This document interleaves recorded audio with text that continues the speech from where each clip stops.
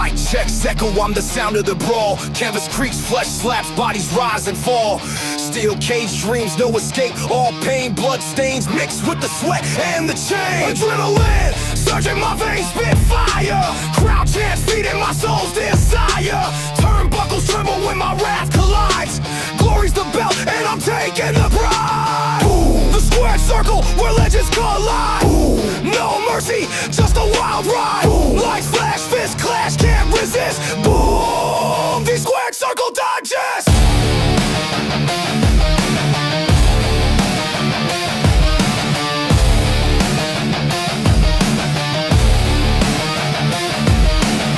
Pyros ignite, shadows dance in the glow. Ringside roar, it's a gladiator show. Chokeholds tighter than the grip of the night. Climbing the ropes to new championship heights. The mental battlefield, no room for doubt. Every move calculated, every scream a shout. The bell tolls louder than a sinner's regret. This is the place where the bold never forget. Boom. The squared circle where legends collide. Boom. No mercy, just a wild ride. Boom. Lights flash, fist clash, can't resist. Boom. The squared circle digest. Boom. The squared circle where legends collide. Boom. No mercy, just a wild ride. Lights flash, fist clash, can't resist. Boom. The squared circle digest.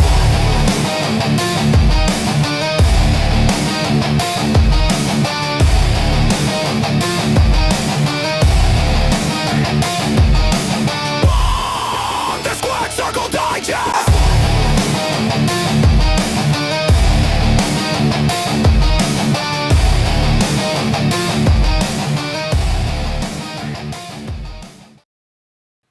It is the Squared Circle Digest. I am Sean Stanley. That is the great Frankie Fresco. Frankie, how we doing tonight, sir? I'm good, man. How you been? I have been well, actually. It's been a fun little week here this week for myself. I'm sure you've been a little bit busy, as you normally are. Yeah, man. It's going. Last week I went to the doctor. Remember I told you guys that I had been dealing with a little bit of a head situation because of the bad concussion I suffered a couple months ago. I actually have my appointment with my doctor with a neurologist on not this Saturday, but next Saturday, to finally see what's going on with my head, man. Like it's I can sometimes tell you what's going on, but you don't want to hear me. maybe I mean it's a little bit rough, man. I think look, right now I'm looking at myself and I feel like I have a reflection of myself because I feel like I'm the guy. Like we're literally look exactly the same. You know, we have no hair. The only difference is I have glasses. You don't. I can mess you up and throw on some glasses next time. Please Maybe I'll don't. shave. I'll go clean shave. We'll just be looking at each other. I would. That would I be won't. interesting. That would be an interesting way of seeing you, Sean. I don't think I've ever seen you clean shaved, man. No, I don't do that often, man. Not often. Maybe maybe the viewing My wife does public not wants like to it. see it. So, yeah. Oh damn! I Oh, look too baby face, real baby face. So. you got to look like a heel. That's why I get it. Yeah, I gotta look like I'm something, you know. I look something. I gotta have the looks, you know. Again, nothing else going for me. Gotta have the looks. Hey, so we got a great week of wrestling. Steven Gonzalez already in. What's up, my man? I miss you guys too down there in the mountains. Me Papa is in. I know if I'm with Frankie, not Spencer, so it's me Papa, not do Papa. So there, and then we got HD Black. Boost your stream. PeakPay.com. New viewer. That's a new viewer. Let's go. New viewer. Welcome, my friend. Those are always fun. Yeah, man. Yeah, definitely. All right, so let's dive into it. Try not to keep everybody here too long on this Wednesday. Clash in Italy. If you want to hear our thoughts on that, you can check out Two Raw for SmackDown. We did a post show with them. We'll go in a little bit with our Raw recap that we're going to do here. Talk a little bit about some of the things that led into certain things. But if you want to hear that over again, you can check that out there. Frankie, your WWE Raw after Clash in the Castle. Well, can I talk about Clash in the Castle? I wasn't even there at the post. Oh my God, that's right. You didn't. I'm sorry. Yes, Frankie, why didn't you tell me that? I forgot. because you were supposed to be on and then you weren't able to make it, and Yeah. I just that's right, I apologize. Frankie Fresco was not on, so here we go. Clash in Italy. Your thoughts, Frankie? I'm sorry, man. I'm sorry, dude. It was I the one that suffered a concussion? I don't remember. I think I was. I think I was. Nah, just playing, just playing. It's all good, man. Hey, man, it wasn't bad. I was disappointed that the two main people who defended their belts, I thought their fights were lackluster. I thought the Cody fight was the worst one of the night, and then I think the one the one that I rated after that one as the second lowest was the Roman Reigns and Jacob Fatu match. I thought Very that safe. match It was very safe. that match was very very lackluster. I think Jacob was hurt I or agree. something. I think there was more to it, and that's why, like, I wish when I was talking about it in the pre-show was like, look, if he's hurt, then I'd rather you just pivot and give us something more than just. I mean, there were some spots there where you could be like, oh, it's tribal, but it's just like, man, that didn't live up to what I thought it. Well, they were going really slow, Bobby man. Heenan was hurt. That's why I felt like he was hurt because they were going really slow. Like it was a very slow paced match. It's kind of concerning when I believe Becky Lynch and Sol Ruka was probably the best between that one and the Rhea and Jay Cargo match were the best matches on the card. That was a little bit shell shocker. And then you had Brock and Obafemi, which was it was too quick. It was fun. I enjoyed it. You thought it was basura, I but thought it went too long with what they did. It just and then it re-emphasized on Monday when they did what they did. It's like, dude, we're really over trying to what is it when you want to be like yours is needs to be bigger and you gotta boom, this is mine now. That's what they did with Oba. I mean, It's just they I mean, overcompensated. There it is, overcompensated. they set it. They set it up for eventually for these two to meet up again.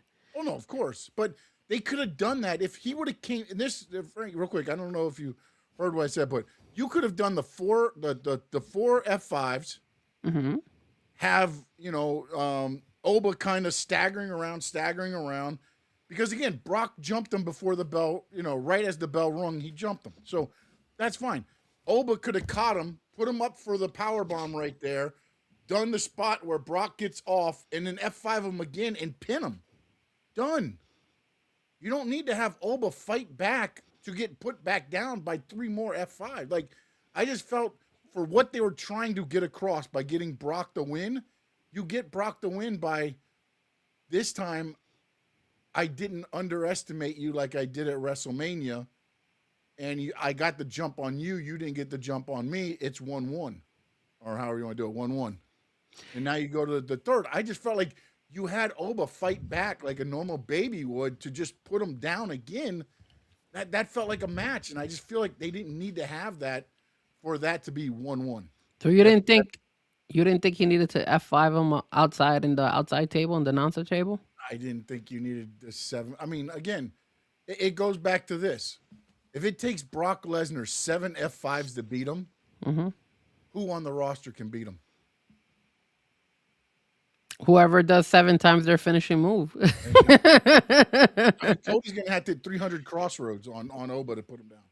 I mean, you're right. It did seem over the top when it came to the amount of F5s he had I mean, to I know do. they're trying to protect Oba. I get that part of it, but it's like I think, but make check it this. make sense a little bit better. I think the problem with it as well is I don't know if Brock Lesnar knows how to do anything else outside of an F5 right now because you could have done just that, done 2 F5s, right? And he kicks out, and then body slams him, takes him outside, hits him against the pole, maybe grabs him. Do little small things that you could technically do, but it just doesn't seem like Brock doesn't do that anymore. It just seems like all he does is F5s and calls it a night. He didn't even do the belly to back suplexes. He didn't. They were chanting Suplex City. He did none.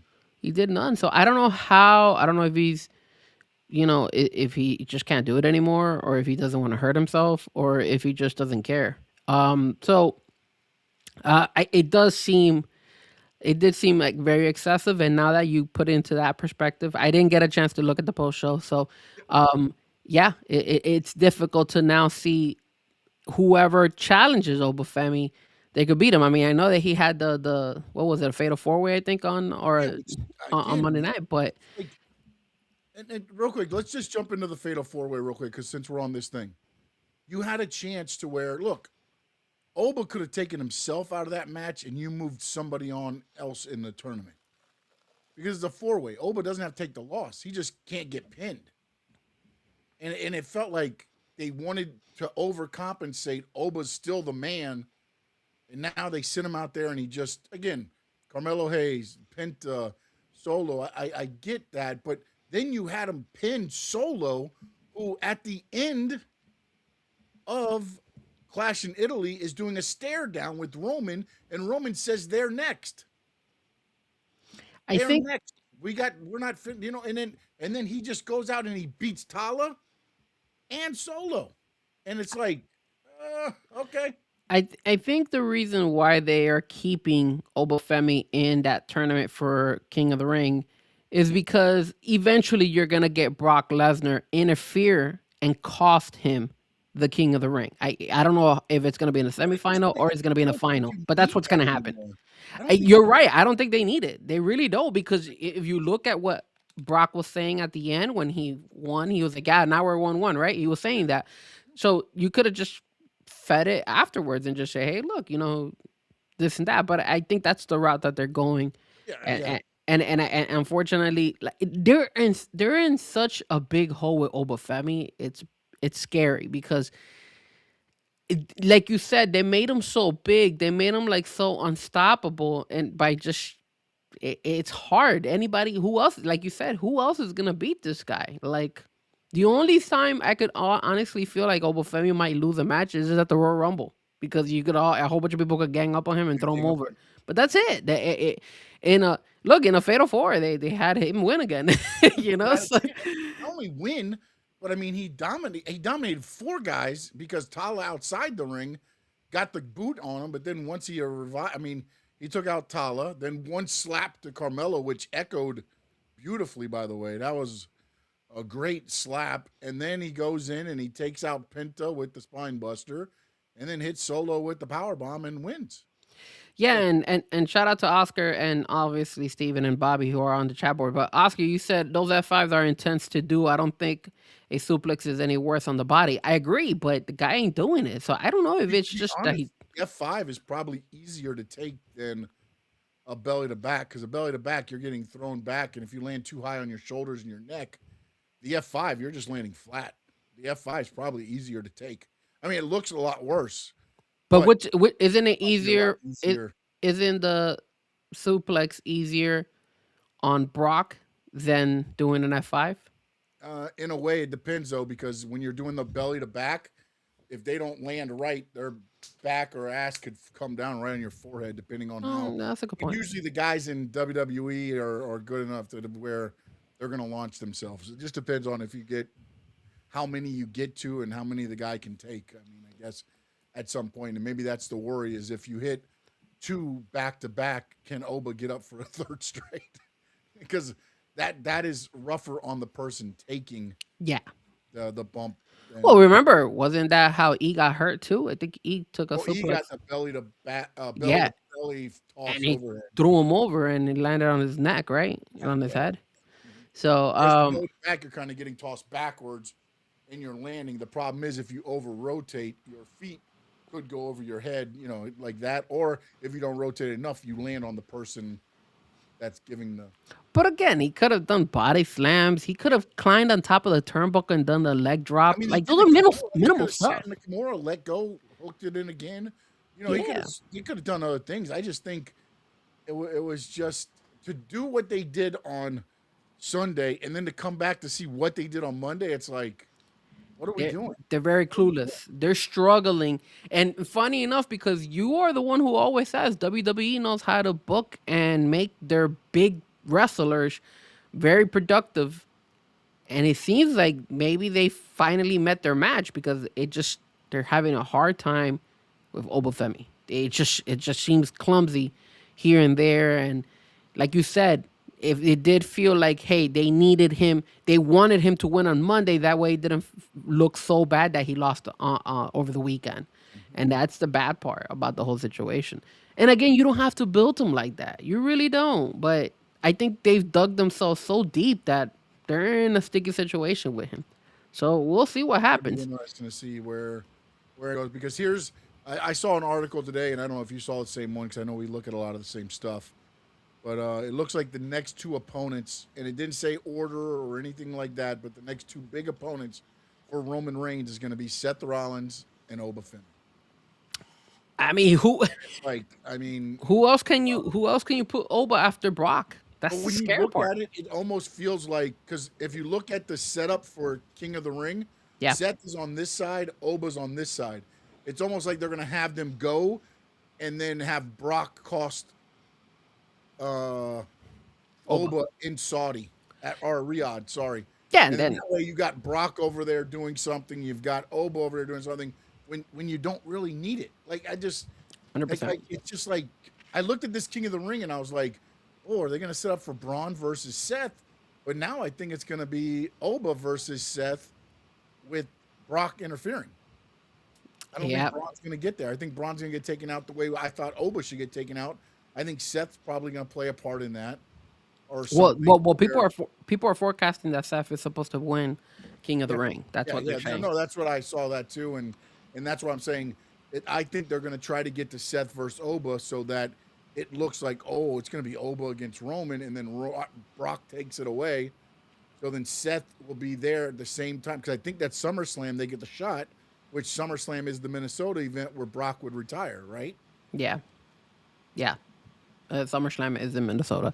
Oscar says, I know they're making Oba indestructible, but I feel like the same thing happened with Brock early in his career, and eventually they found a Roman to neutralize him. Do you feel that could be the situation with Oba as well? I just don't see who's the Roman. Roman! But I mean, but Roman at this point Yes. being the stoppage to Oba now. Yes. I don't know. I don't feel like that because I felt like Brock was the aging guy as Roman was the younger guy. And now it's Oba the younger guy. He's going to get neutralized by the older guy. It's got to be somebody underneath. The only guy I can honestly think of that would be something if they end up doing it and there's still a lot of work to be done. Mason Rook. That's the only guy, right? But again, I think they're going to do a lot of stuff to his body and get him on a thing to where he's going to change a lot. So I don't think that's going to be in the cards because I think they're going to try to probably do something like they did with Gunther with him. I mean, the only guy I could think eventually can get there, which in the future we're bound to see them go at it one after the other, and eventually headline a WrestleMania. In my opinion, is none other than Trick Williams, but he's on the SmackDown roster, so that would be because they ran it at NXT, and that went really well on the NXT side over there. So we'll But see what again, happens. they didn't make Oba wasn't this guy on No, NXT. he wasn't, man. He That's what I'm wasn't. saying. It's like now you've made this guy to where, like, again, I'm not saying that but like, who beats him? Who beats what? Roman's gonna have to spear him 4 times at least, and Superman punch another 4. I know he does that almost every match, anyways, but that's gonna have to be the mathematical equation to take down Oba Finn. Well, no doubt the NASCAR expert in the chat says, is it really that difficult to let Oba run through people almost all the time? And he also says that doesn't sound like a problem. It sounds like a star. I mean, it Here's is, but the problem is it's a star that, again, this is what happened. Remember back to WCW days, right? They got in this position with Goldberg where he's 178-0, and then he had to start taking on Hogan, Nash, Hall, Sting, and you're like, oh, you can't keep running roughshod through all these guys. These are our stars. It's fine when you're getting them Carmelo and Dragunov and Gargano and the Viking Raiders or whatever you're doing with Zammy. those guys. That's fine. The problem is once you start getting to I'll even throw LA Knight into this. Like you can't sacrifice your LA Knights, your Jey Usos. Those guys are the launching pads for your next heel or face, depending on what realm the other guys are in to I launch those wouldn't. guys up. You can't have everybody job to this guy. back in the day, they used Andre the Giant, and this is where the problem gets to now, to where Oba doesn't need to be there every week. No, they don't. But they But they book him there. but here's the He problem. doesn't need to be there every week. But here's the problem. Cha-ching, baby, that TKO money. They Oh, no, need I know. I mean, I'm not saying, but again, if you could book it to where, like, to me, with that match that he had 7 F5s. He got Kimura'd. His arm was bent back. All this stuff. Why is he booked the next night to come out and look like nothing? because of TKO, man. And that, TKO again, wants that's sold out where shows. They could raise the prices. They're gonna always say, I get to see Oba Femi. So let's say once they come back to the States and you come here, let's say they come to Miami and you don't have no Oba, we're gonna be like, damn, we didn't see an Oba. Damn, that sucks. Like WWE is letting us down. But if you know an Oba is coming all the time, that's good. But again, I don't know if they're treating it different because I agree with you. They should treat it like Roman as an attraction, right? Roman is not there every single time. And when you hear Roman's gonna be in the building, everybody wants to be there. it So means something. it means something. They should do the same with Obafemi. I don't know why they're going this route. Maybe because they feel that his star power is only beginning, so they want to showcase him as much as possible. But again, I feel like in a way it's kind of gonna backfire them because, like you said, they're building him up. Look, you just finished saying the next two guys that are technically gonna be his opponents, maybe the next one after Brock Lesnar, is probably Roman because if you give him Seth Rollins, maybe Seth could go on. Go and hang with him as well, but those are the next two guys. So literally, you just gave him Brock, and that's it. And then once he becomes champion, who's gonna beat him? That's the other thing. Who is gonna beat him? Because now you're looking at like you made him unstoppable to try to make it all the way to win the title, and now once he wins the title, who the hell's gonna beat this guy? Like it's just crazy. Look, he just demolished these guys on Monday. So And it, one of it them is your Intercontinental Champion, by the way, too. yes. When I saw that I thought it was gonna be like a match versus a match, and then I saw they made Yeah. it a 4-way, and When I you was like, sent me the thing that showed, I was like, because we were debating it on the post game, because the one I saw had it broken into matches. I'm like, Oba versus Penta. yeah. I'm like, look, I would love to see that match, but not booked by WWE because I know what's going to happen. But then I was like, why are they putting Penta in that position? What did he do wrong? No, Then and I I saw don't. it was 4-way, and then I'm like, okay, now this is a way to keep Oba from advancing somehow. And instead, they gave him Monstar treatment, and And not only that, if we would have seen Oba versus Penta, that's a pay-per-view match. That's something you don't show on a Monday night. That's just me though. I feel like those two can hang in a pay-per-view or a premium live event. So it's in like, the WWE world, in AEW world, yes. In WWE world, they're gonna make Oba be that much bigger than Penta. Like it's all right, well now we talked about Oba. Now let's talk about the other guy because somebody in the chat board also said it. It's about Roman and Jacob. How Jacob had to acknowledge Roman on Monday night. Sir, did you like this? Do you like Jacob being part of the bloodline?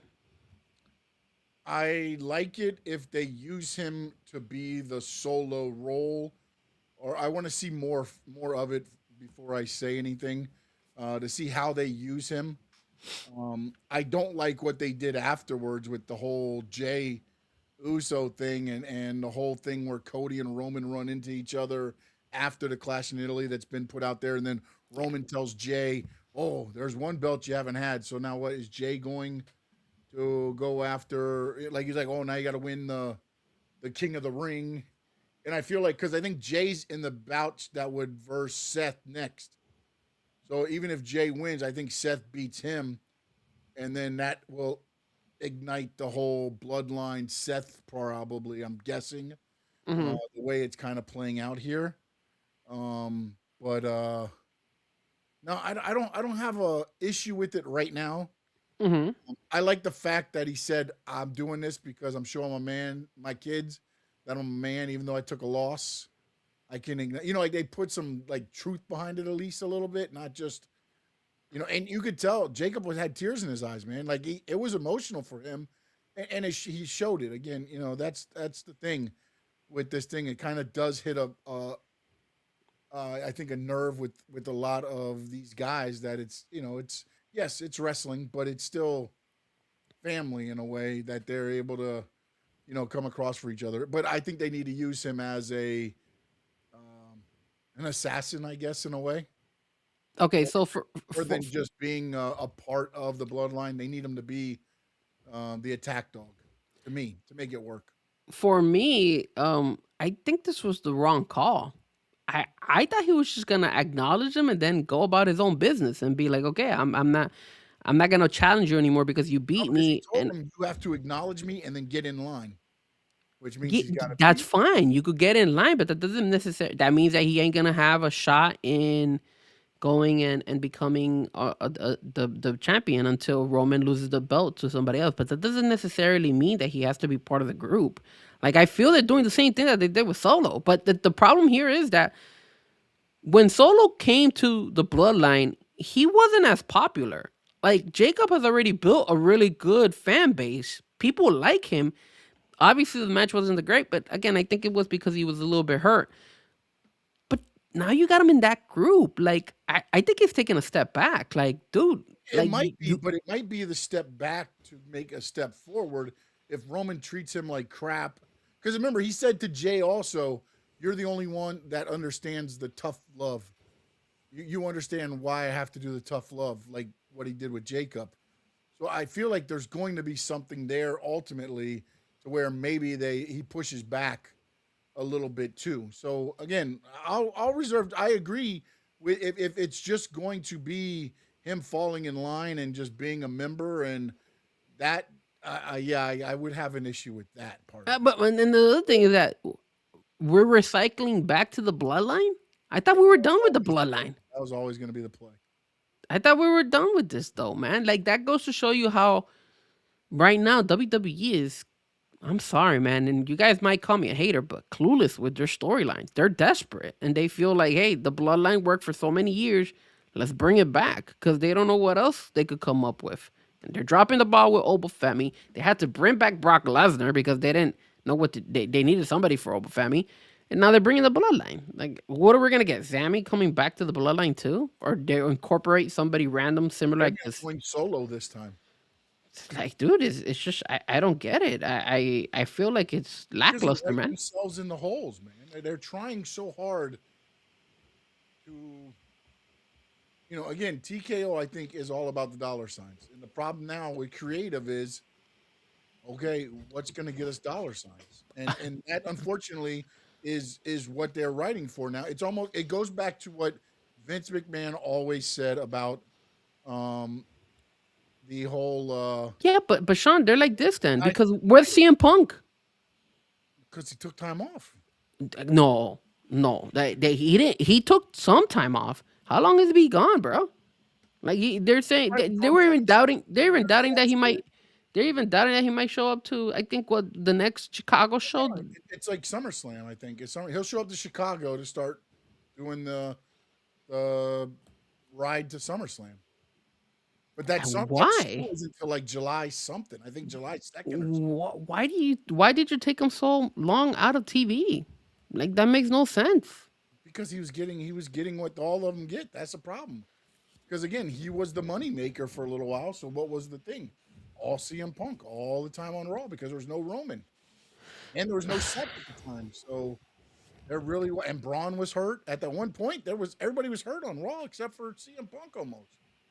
It's just and let's not talk about injuries, bro. They're dropping like flies over there in WWE, man. You saw Braun Breaker got hurt, Zammy got hurt in the house show. He did another street fight the next day. So I don't know. I don't know. We'll see.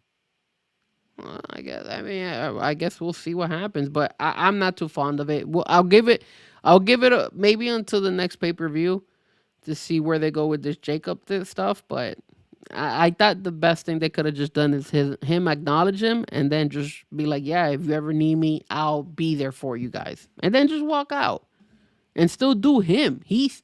Jacob has built a good fan base, man. He's good on his own. He doesn't need to be in the bloodline. I could understand why Jimmy and Jay are always in the bloodline because they find individually they don't. It sucks, but individually they can't hang. They're good either tag teams or they're good with Roman. That's it. My whole thing is I hope it doesn't happen to the point where now Jacob is irrelevant or can't hang because he's always under the shadows of Roman. And that's what because look, I love Solo. I think Solo has done a great job. Calm down, Jacob. What happened? That's what Jacob always says. I love you, Solo. But that's a good point. But at the end of the day, like I don't know, like there was one point in time with like Solo was doing really good, and I like when he brought they had the his bloodline, but it seems like they've kind of dropped him down a little bit. Like he's taking a hit as well now. It's like, dude, they're all over the place. It's just I would Carmelo Hayes last night. Instead, you pinned him. Night after he eye to eye with Roman. Like, what are we doing here? Like, I don't understand that whole thing. But then, here's the one thing too: if they treat Jacob like the stepchild, then Jacob becomes the baby face on it to go back after Roman as a heel. But how are you gonna go after him if you already lost him and had to acknowledge him? Like you've already lost our respect for you. Yeah, but I mean, you could still you can't do a tribal warfare match or anything like that, but you can still. I mean, you can run it back eventually. I mean, again, a while later. We saw it last night. I was like, I mean, like when he said, "I may have lost to Roman, but I didn't lose to your dumbass Jey Uso." That was the other thing. Like, dude, you're bringing him into the bloodline, and then he's already starting beef with Jay. So what are you gonna do? Jay versus Jacob, and they're in the same bloodline? Cinderella type thing where they're making Jacob do all the dirty stuff so they keep their hands clean. And Jay goes and be like, Roman wants you to do this, and Jimmy will say Roman wants you to do this, and then maybe Roman doesn't want him to do it, and then Roman's like, "What are you doing, Jacob?" And then there starts becoming a thing within that, because again, I don't know why you had Solo, Tala, and Tama Tonga. They are nothing. Like that group could not stand next to Roman, Jay, and Jimmy. Like as a group now, with what the way one went and the way the other went, that whole thing to me was like, what are we doing? And here's the thing. Roman, who they have no clue who to put up against Roman. That's why they did that. That's why they did the whole Solo thing. But then like you said, he gets pinned on Monday night. So you're like, what was the whole point of all this? Like, what was the point of the stare down? Like, it just makes no logical sense. Like, come up with a good opponent for them. It feels like, look, one thing that we criticize sometimes, or at least I criticize of Tony Khan is that when Tony Khan does the AEW stories, right? He does it so long that he kind of hurts himself because then people get bored off of it. I think the problem with WWE now is that they're not doing like what you used to say. Hey, they're building it up that way they can set up for like shows later down the road. I don't think they're doing that. I think they're just doing it, playing it by ear. Like, hey, a week before, 3 weeks pay-per-view. 3 Yeah. weeks pay-per-view. they're just winging stories. I just thought of the only reason they did that is because how do you get Roman on the next pay-per-view? And he doesn't have to defend his title. You make it a 6-man match. It'll be Solo, Tala, and Tama versus Roman, Jay, and Jimmy. Okay, but you do the 6-man, right?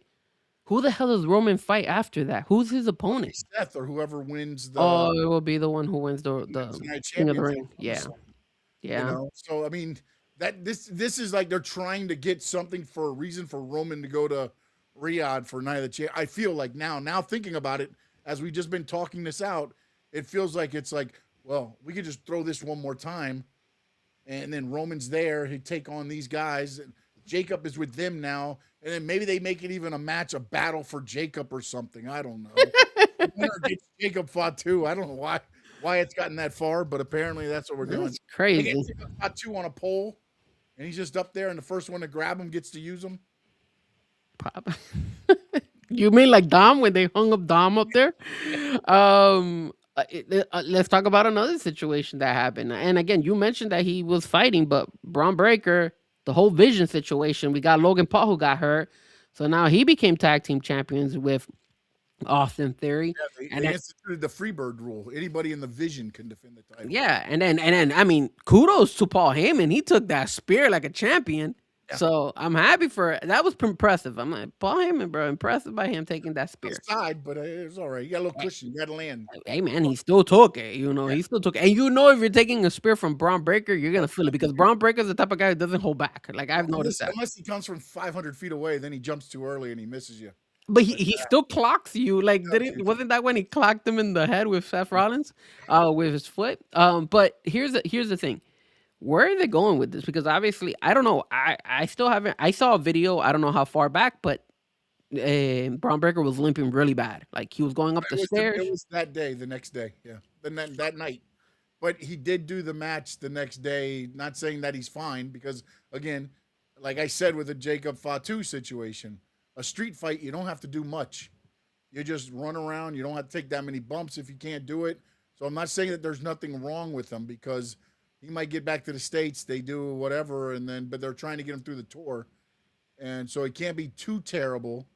But again, I don't know. I mean, it's one of those things. I liked what they did with the match and stuff, but I don't understand why they put that match. They put themselves into a corner to where it's like, okay, how do we do this? And then now you're out of it, but now he might be injured. So now what? Now what? Like, again, it's like, okay, we put ourselves into this corner. Now what do we do? There are some people saying a couple of things on the chat board. First, Steven Gonzalez said, "We need F and Dean Ambrose back, baby." I don't think I ever will see Dean Ambrose back Dean in Ambrose will never go back to WWE unless it's like to put it into NFL terms so everybody can understand it, or even NBA terms. He's going to sign that one-day $1 deal so that he could go into the WWE Hall of Fame. Maybe that's it. We have a topic of somebody who is in the Hall of Fame and left the WWE for specific reasons, and we'll get into that as well. And I got a correction to something I said, but go ahead. Okay. Steven says, why doesn't WWE try to get this Zilla Fatu kid and he can change the game? For me, Sean, I'm tired. Stop bringing all these guys from the family, because look, they just let 2 of them go. So like, I mean, this guy wasn't. One part. Well, one was, but one was. The other one wasn't. Yeah. But again, like you don't. The problem is you paint yourself into another corner, which is where, I mean, you bring Zilla in for this, then what? Like the problem now is they're bringing a lot of these guys in for 3 weeks and giving them 2-year deals, and then after 3 weeks they're hanging on for a year, and then they cut them because there's nothing for them. And that's where they're going to run into the problem. Is they should have brought Zilla in when they brought Jacob in, because you could have hid Zilla and let him learn. Zilla's got in-ring stuff. He can go. But you have to learn that WWE way. If you would have brought him in like when you brought in Jacob and Tama and Tala and all those guys, he could have just sat in the background, attacked people, did some cool shit, and learned. You can't just bring him in now and throw him into the fray because he's going to look way off. You could have easily WWE way goes. You could have brought him in, and eventually they couldn't even made a tag team between Jacob and Zilla, especially since the tag team division over there in WWE sucks right now. Oscar says, Do we think that creative is trying to find an exit strategy for Roman? Yes. Okay, explain. Well, not that they're trying to find an exit strategy for Roman, but again, remember, Roman said, "I'm here through the summer." And then he's probably going to be out for a little while. So I got to believe he loses the title at some point. Unless you let him leave with the title and have no champion again. I think that. And then go that route. In Survivor Series, and then he'll probably come back around Royal Rumble area and then leave again until WrestleMania time. So not that they're trying to find an exit strategy for him, but they're trying to find a way to where maybe the eye of everything isn't on Roman like it is right now. But he's always won the eye on himself. Remember, he's gone on paper saying that he's the best one. Like SummerSlam, I believe, right now. Unless that changes. And again, I don't know what his contract situation is. I don't know what the TKO deal. I don't know what all that stuff is. But if you look at just now with the dates, I mean, he's been around more so far this year than he did all of last year. I mean, the only way I could see this, like, kind of giving him an exit is you bring in Jacob, not Jacob. You bring in Obafemi to take over. What I would do WWE, because obviously you're gonna run Brock versus Obafemi, is you got to do the heel turn again when it comes to Paul Heyman. He betrays Brock Lesnar one more time, and then he joins forces with Obafemi. Once he joins forces with Obafemi, Paul Heyman can run with Obafemi for as long as they want, and WWE can stay away from having to bring Roman on it because you are going to always have Obafemi. He's not doing any movies. He's not doing anything as much. I mean, maybe he will be in the future, but he's not doing that right now like Roman does.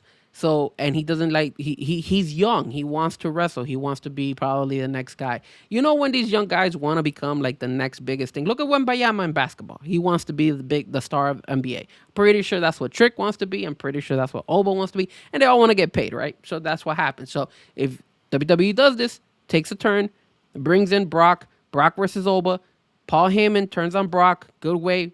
Brock Lesnar can retire, and he could and they could spin it because Brock can like Paul Heyman was like, I got all emotional for him the first time, thinking he was gonna retire, and he really didn't. So I felt betrayed and stuff like that. You could spin some shit like that, and then eventually go with Obafemi. Obafemi beats Roman. Then you have the Obafemi run until I don't know, somebody finds out how to beat him, but and then you don't have to rely on Roman. Danhausen puts that experiment together. Yeah, I mean, again, I mean that is a I don't know if, and by the exit, I don't mean that Roman's like leaving forever. I just think they're trying to figure out a way to where, okay, at what point, if he does leave, does he drop the belt? And how does he drop the belt? Because, and who does he drop the belt to? Because somebody's got to keep it until. But that's why I think the right person would be Obafemi, and then you have new opponents that you could put against Obafemi. You could put a CM Punk versus Oba. Good, but I mean, is CM Punk beating Oba though? I don't know. That's a good question. I mean, I just saw this guy. I mean, That's a good point. I mean, you could bring Seth and put Seth versus Oba. I think you put Seth as the one at SummerSlam. Have him, you know, again, you could throw Jacob in this thing too and cost Roman. You bring back Drew McIntyre and bring him into Raw. He hasn't come back yet either. So I mean, there's options. I don't know if Oba's the way to go right at SummerSlam. Like you bring Kevin Owens, isn't he supposed to be almost ready back from his injury? He's coming back, but I don't know. They're kind of trying to kayfabe this one, see what happens. But we'll see. Maybe that's why CM Punk is getting jacked. Maybe that's why. On Oba, he's like, Jesus, I gotta get better. All right. Another thing that happened on Monday night, and then we'll move on to the next topic is Sol Ruka. She came out there. A lot of people talked about it. She finally won. I don't know if you read a report. I read a report that a lot of people were criticizing her because it felt like the match with Becky was like too, it was like so choreographed. It was terrible. Yes. You didn't? Well, I didn't hear your post. You didn't like the Sol Ruka Becky match? I thought it was one of her best matches of there. It was just real choreographed. Everything was walked through. You could tell it was set up by stages of how we're going into everything, to the point that she went to pick her up for the Bexploder and put her on the ring ropes for Sol to hit the finish. Wasn't that the one also where Becky was gonna do a leg drop and was yelling at her saying, "Yo, turn the other turn the wrong way." Yeah, and then she had to scroll around and get there. Yeah. But let me ask you, in something like that, right? Something like that. Why wouldn't Becky, knowing that she's been doing this a lot longer than Sol Ruka, why wouldn't she just kind of like audible it? She can't do it. Audible though, she's at the top rope. What are you audible? Instead of dropping her leg drop on the right leg, she does it on her left leg. You ever tried? That's like putting a person that bats right-handed to bat left-handed without ever doing it. You have to land differently because your weight is, when you're right, you know when you come with your right leg, you shift your weight to your left. So there's no way she could have audibled in that. There's no way. But it's very or instead of doing the leg drop, she could have called something else and just maybe like a frog splash or something. I don't know. The match was so choreographed. So Ruka's that's a good point. Yeah, that's a good point. I mean, all right, but you lean up like this so the leg hits your chest. Yes. And you go down. Now, if you're getting an elbow and you come up, All right. So now that we know that Soruka is the champion, um, who does she go up against? Who's up next for this girl? And can this girl hang? The first thing I wrote after watching her thing was I put, "Oh, great, another fighting champion." They all say the same shit all the time. But again, but at least it is the women's intercontinental title. It's not the heavyweight titles That's true. or anything like that. This is a title that could be defended every week. But the problem with Soul is going to be you can't just throw her in there with anybody. She's too green. She just at that and I don't understand where the disconnect has come from because in NXT she looked like a star. She went up to the main roster on Saturday night's main event, looked great. Yeah. Now she gets pulled up to the main roster, and it is crazy the disconnect right now. I don't know. I was thinking the same thing, no doubt. Lyra, but because Lyra has kind of taken a back seat Yeah, for but a again, minute you're now. feeding them to her, so that might be a safe opponent. Bayley, Lyra. I know she already fought Bayley and stuff like that, but I'm No, just but you thinking give her people that she's fought in NXT before. Natty. Natty might be one. Yeah, give her people like that. I think you're going to see a good helping of that coming at Sol Ruka here in the next future. Yeah, because if you give her, maybe you could give her Chelsea Green as well. I'm pretty Yeah, sure that'd be a safe one because that Chelsea would just and make her again look okay and bump. because do you feel? Let me ask you this: do you feel right now that the IC women's belt and the USA women's belt are both gonna struggle with the two girls that are actually holding it right now, Tiffany and Soruka? Because they're banking on this youth. They're both brand new. Yeah, I mean, I definitely think the Intercontinental is going to take a back seat for right now. I mean, again, if Sol Ruka next week the light clicks and she starts doing what she was doing in NXT, I think that'll elevate the belt there. As far not elevate past what Becky did, but it won't be as far down as like, oh, there's Sol Ruka the champ or whatever. Tiffany, man, I don't know, man. I don't know what the. I don't know, man. It's just like she almost feels like she is the John Cena of the women's division. It's one trick pony.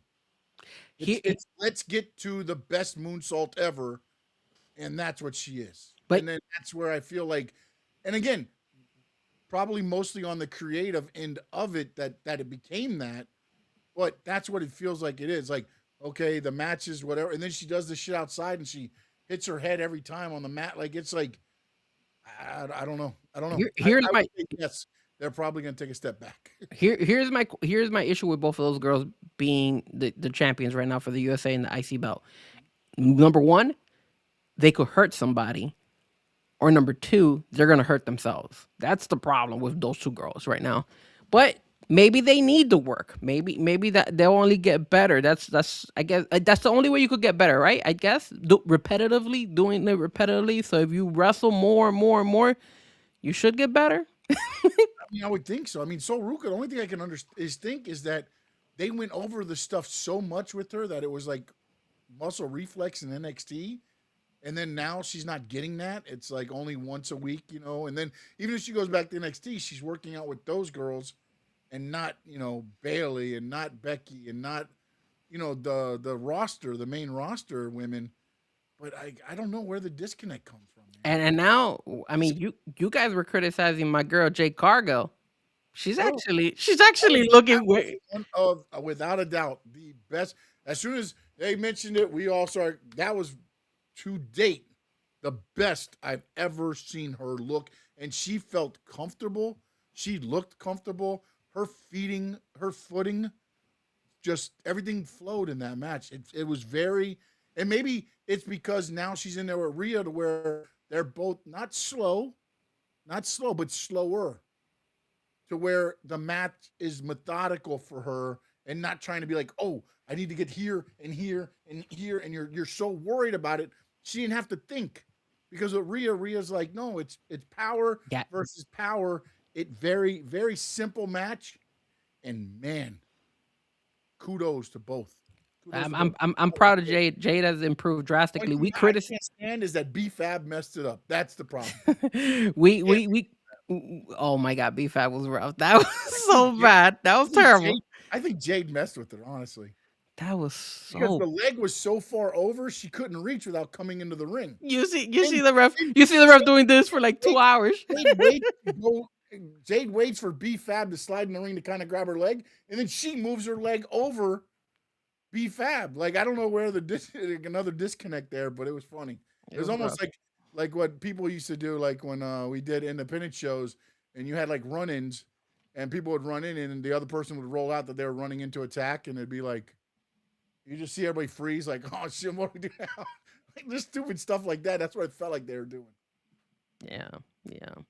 But anything else? Anything else we didn't cover from Monday night? I think we covered almost everything, right? Yeah, the only other thing that really happened was Io Sky advanced, which I, you Oh, know, that she did. We expected that though. yeah. I mean, We expected once it that. became the 4-way and I looked at that one, it was kind of like, yeah, you could kind of. Well, I are mean, all of them 4-way now? yeah, everything's 4-way. It's 4 matches, and then the semifinals and the finals is at Night of Champions. So the next 4-way for the men's guy would be Mysterio, Breaker, Williams, and Priest. Yeah, And then the opposite side we have Uso, Knight, Royce Keys, and Finn Balor. And is it true that Finn Balor got moved to SmackDown? If that happened, that's yep. stupid. Yeah. He sent out Um, a text with all of the main guys on the roster and said, "Friend or foe." you know what? Why didn't they use Finn Balor to go and challenge like Roman? Like he was riding high, bro. See this. And then Seth Rollins, Evans, Tonga, and Ricky Saints. We'll see. See how it goes with those matches. All right. Anything else?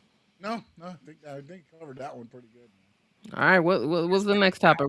Yeah, we did. We just been a while. Oh no, and also we did. A I little bit of forgot. clash. No, yeah, it was my mess up because I had already put the time for the Clash already on the pre-post, and you weren't there, so that was my fault.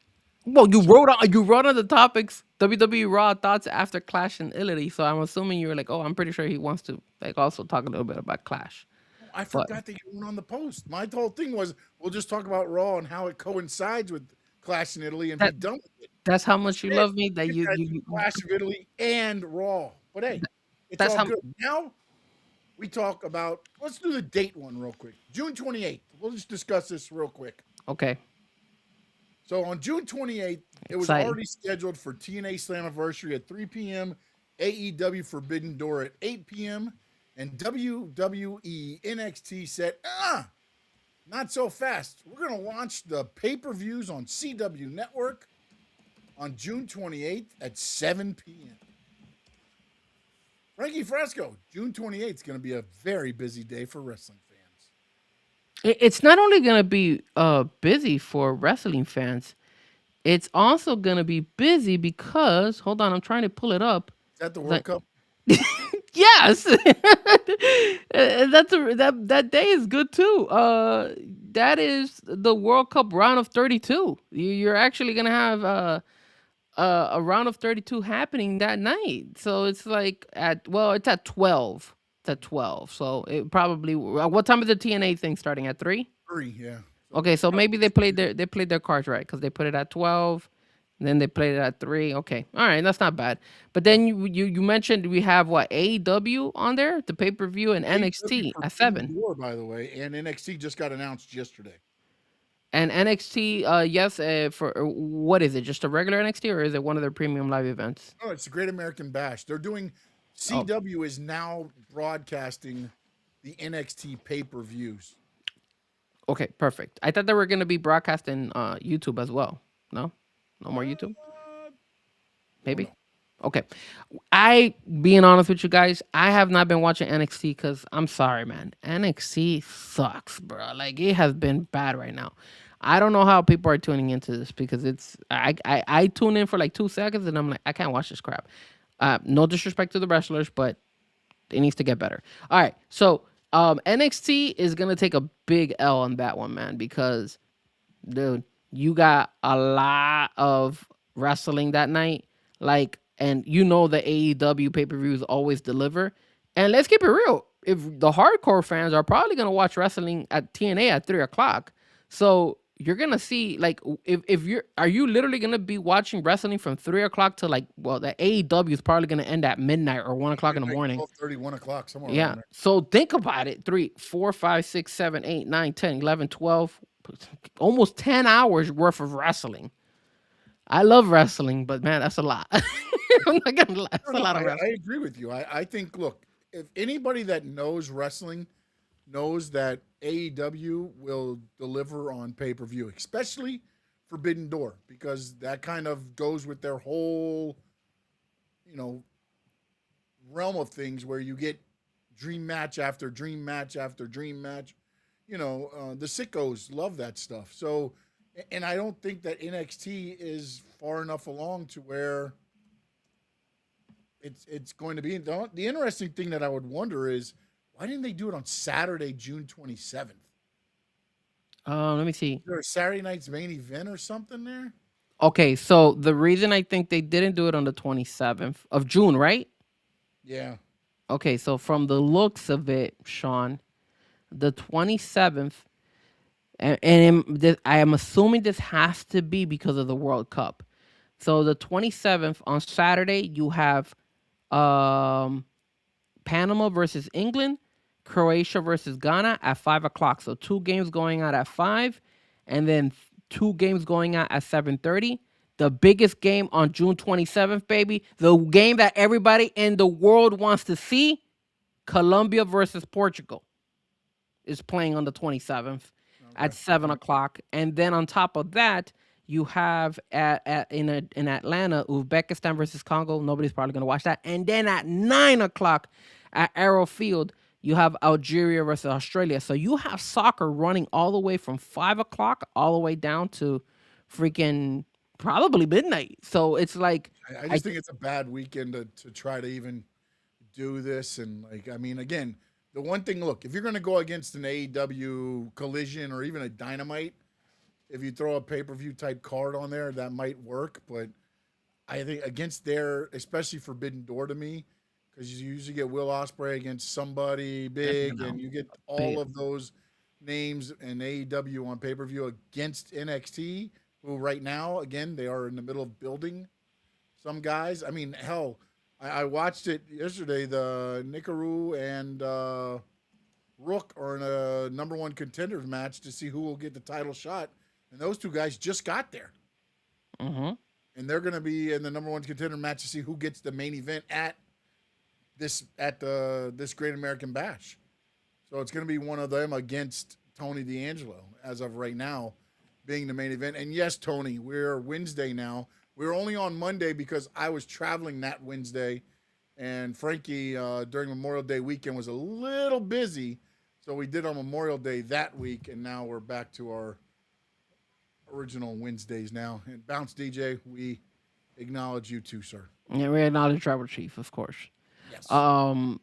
There was somebody, and I'm trying to look it up because I saw it this past Saturday in Collision.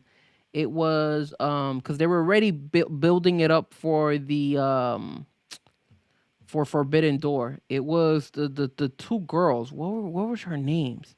Um, it was like an Asian girl, and then that other girl from I think she's from CMLL. That DeFascini or whatever. DeFascini. Puffetta or something like that is her name. I don't know. I don't remember her I name. think I know what you're talking about, yeah. She's really good. Like she's very freaking good. But and then oh, here it is. Persephone. Persephone is the one.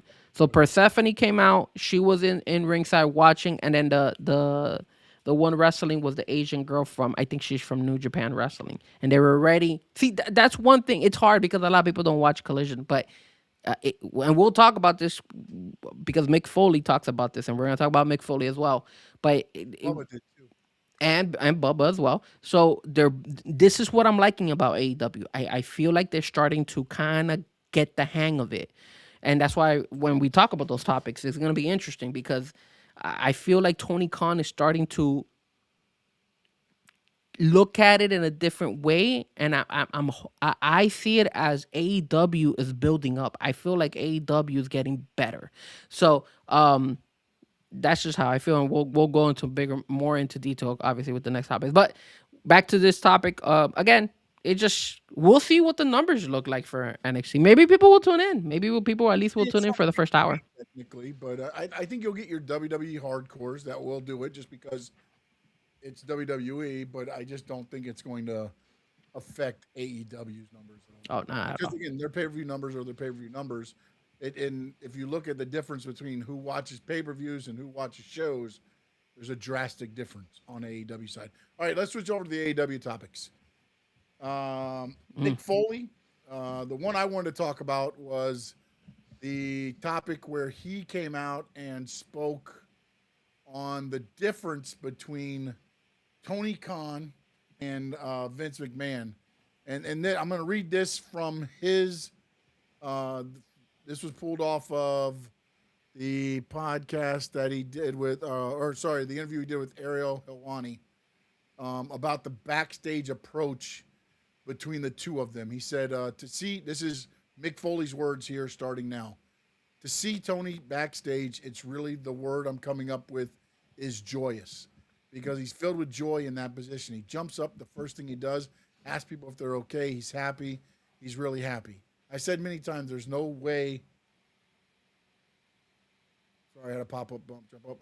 I said many times, there's no one way to cross the finish line, whether it's wrestling or portraying Santa Claus, or whether it's producing a pay-per-view. But I have to tell you, as a guy who always reacted better to a pat on the back than a kick in the butt, I would have really enjoyed that style. Mr. McMahon had his own style, of course, and he put you over, and when he put you over, it meant a lot. He didn't do it nearly as much. He didn't jump up from his seat to meet the talent that was coming through. Frankie, your thoughts on that difference between Tony and VKM? I mean, everybody's different, right? There are wrestlers, just like athletes out there, that succeed better when you have somebody who approaches you and kind of gives you kudos, pats you in the back, kind of baby. Not, I wouldn't want to say babies you, but at least gives you that positive energy. Some people feed really well off of that. Some people don't want that. Some people want to feel, hey man, like this guy's an asshole and everything, but when I do something really good, the guy's gonna give me kudos for it. And it goes both ways. And for me, when I heard that interview with Mick Foley, I felt like Mick Foley is the type of guy that, he's different. He's very different than a lot of people. I mean, in that interview, if you haven't checked it out, you should because it's really good. You get a different side from Mick Foley. Like he explains why he left WWE and his whole situation with Trump and politics and all that stuff. But like I said, I think at the end of the day, for Tony Khan, he needs to have the right wrestlers. And I think right now he does. I think when he had the likes of CM Punk, that would not, I don't think CM Punk is the type of guy who likes to be like, hey, good job, CM Punk. CM Punk doesn't care about that shit. CM Punk is like, I've been in this industry for years. I don't need no pat in the back. I could do this with my eyes closed. That's not how Tony Khan runs it. That's why he probably didn't work the same way. Now you look at the Will Ospreys. You look at the Darby Allins. I'm pretty sure these guys he's giving them kudos because these guys are delivering for him. So I think at the end of the day, Mick Foley saying this, I respect him. I still think Mick Foley, you got a hell of a run with him when Vince McMahon was running the show because Mick delivered. And even though I wonder if Mick Foley would have been as good as he is, as good as he was, had Tony Khan been the guy running the show. I don't know that because again, the only drawback that you could have also with too much kudos is that there's no need to strive for anything more. Because at the end of the day, you think you're doing everything right, and sometimes you do need a slap in the hand and tell you, hey man, get your shit together. So that's what I take from that. I don't know. What about you?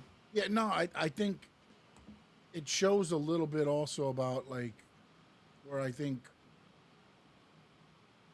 everybody coming back through the curtain, if Tony Khan is saying good job. And I'm some of those guys and gals, and I know I was just in a ring with a guy that didn't do his all. You come back to a curtain and somebody's getting kudos. Like I feel like that would be like a little like, that way. But again, everybody's different how they manage things, and I would never. That's Tony's leadership style. That's what Tony likes to do. But I do see where, like you see CM Punk as an instance. Like he sees these guys doing stuff they don't need to be doing, and they come back to the curtain, and Tony's like, "Oh, great job, kudos." And I could see where it could be frustrating, where it's like, but it wasn't great. It wasn't, and now they think that is good, and then that's the standard's been, okay, that is good, so that's what we need to get to, So I can see both sides. I can see what you're saying, but again, I think it's everybody's. But also, I think the only problem I see with that is you can't kudos everybody that comes back through. I mean, you could, you don't have to sit there and berate them like I heard, Vince do, or in stories that Vince did to people and degrade them and everything else. I don't think you need to do that. But I also don't think you can't walk back to the curtain and be like, "Great job," when it really wasn't.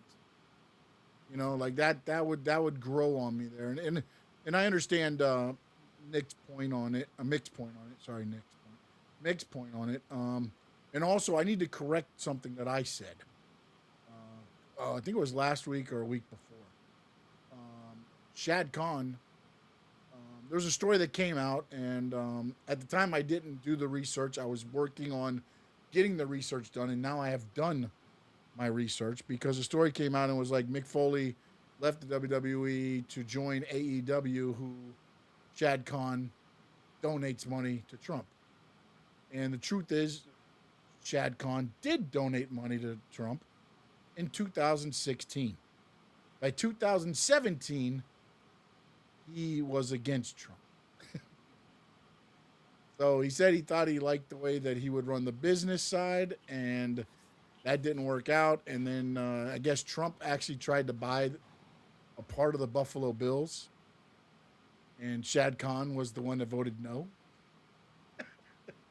So as I went deeper into the research, it was not as cut and dry as the story that I had read before about the whole thing. So I want to make sure I put that out there because I had originally said that Mick had jumped from one to the other without thinking, knowing but apparently Mick knew the whole story. I did not know the whole story, and now I do. So now I will leave that at that. Frankie, the other part that I want to talk about on AEW. Oh wait, before Yep. is there any way we could talk a little bit more about that interview? Yeah, which part? I only highlighted that part.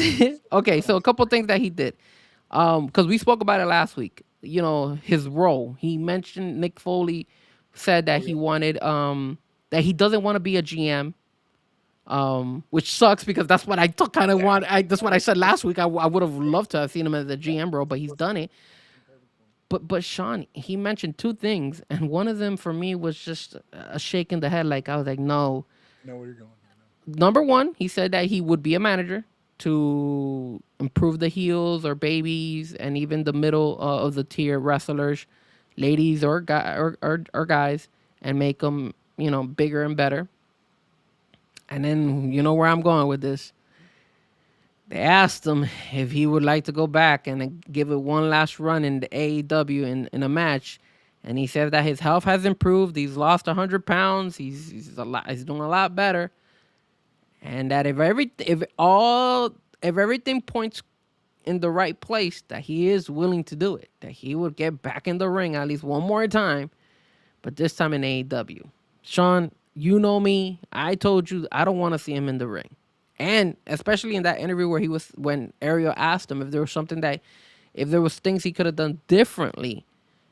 One of the biggest things that he said is he wishes that he would have protected himself, especially with those chair shots, because of concussions and all that stuff. Hello, I'm dealing with it right now, and I'm not a wrestler. The whole thing about that part, though, is think about this. If Mankind, Cactus Jack, or whichever part of the Mick Foley character you're talking about is protecting himself from chair shots. Is he the Mick Foley, Cactus Jack, mankind that we talk about today? He could be. I wouldn't say that it would have hurt him. Because now here's the thing. You could do certain things like that. But he took a lot of shots. And one thing that he mentioned it. I mean, you're not even talking about the exploding barbed wire matches Yeah. with Terry Funk No. and Sabu and all them before he even got to like, I mean, WWE calmed him down actually. Yeah. But think about it, Sean. You don't have to do that in every single match. You don't. And when they mentioned Darby Allin, and Ariel asked him, "Hey, have you spoken to Darby?" Because Darby is a very good resemblance of Mick Foley. He takes hits everywhere, and Darby's a young guy. And now Mick Foley, after at his age, he knows what his body feels like because of all those hits he took. That's probably gonna be Darby Allin if everything is okay with him. But he could be in bad situation because he keeps taking all these hits really bad. So, and one thing that Darby Allin said, and Mick thought about it the same way when he was coming up, was like, I gotta deliver to everybody at that show, no matter if it's a pay-per-view or if it's a regular. Whenever I'm out there on the ring, I gotta deliver a show. But that's when you gotta also take care of yourself, because Sean, man, the outcome in the long run, it's bad. Look at Hulk Hogan. Like he was. I mean, it's a different time frame now than there's not many. I mean, AEW still does some headshots, but in WWE, most of the time you won't see a headshot. I mean, Thank God. Maybe every once in a while you might get one, but most of the time you're not getting what you got. I mean, think about it. Go back to his I Quit match with The Rock, the infamous one where his kid's crying in the front row because he's handcuffed, just taking chair shot after chair shot after chair shot. Oh, that's crazy. Because before they talked, he told The Rock, just swing, keep swinging, keep swinging. Yeah, he did. So so your handcuffs are your hands are handcuffed behind you, and you're taking chair shots. And then that doesn't even, again, going back to when he was in WCW, there was the shows on Saturday night where he was taking slams from the apron and pulling the padding up and hitting the concrete floor. All like Darby Allin type of vibes too. The elbow drop off the apron. Like, your body can only take so many of those. And yeah, I mean, again, if he does the manager role, I think he could do a couple of matches to where he's the third guy and he does nothing but the comedy part of it. Mm-hmm. But yeah, he doesn't need to wrestle. He does not need to be in a match. Like, I don't want to see no MJF versus Mick Foley or anything like that. Like, again, and that's one of the things where, like, I don't know why you're bringing this guy back. Why even ask him about a match? Like we don't need that in the ring right now. Be there for our young guys and gals, and be a director or a creative director. Maybe we get you a managing role or whatever it is, if that is what you have to do to entice them. But you don't need that in the ring. But here's the problem with, not only with in sports in general, but almost in anything that you do that you love, right? And people forget that father time eventually catches up to you. There's a lot of wrestlers out there, a lot of athletes, a lot of, anything that you do, that you're going to sacrifice yourself because you've been doing this for all your life. And then once you can't do it anymore, you miss it. I mean, look at Sabu before he passed away. He kept going. Frankie, but then let me ask you this, man. And again, I'm going with wrestling because most of the time, the other sports, you're not coming back. I know you may want to play football. Well, no, not only that. Well, what about the girl who was figure skating in the Olympics, bro? She the downhill. She broke her leg and come on, man. And she was like, I think my age, 41. Yeah, but she's one of the best slope skiers ever. Exactly. So why the hell did she have to go back there? And it was because if you win a gold medal or you win a medal, great. But then what? people forget about you. No, but again, this would have been her second Olympics. She just hurt her leg beforehand. That took her out, and she probably shouldn't have been up there because she came back early on the thing. I mean that's just come back from injury though. But I mean, you're talking about these guys getting in a ring, and they can't do what they did that made them the name that they have. Like that's the problem. Like when I look at these guys, and I look at some of these, you know, let me, like the guys that Chris do Jericho.